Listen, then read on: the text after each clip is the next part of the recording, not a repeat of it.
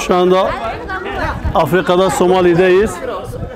Biraz sonra burada inşallah hayırseverlerin bağışlamış olduğu proje kapsamında birçok çocuğumuzu sünnet ettireceğiz.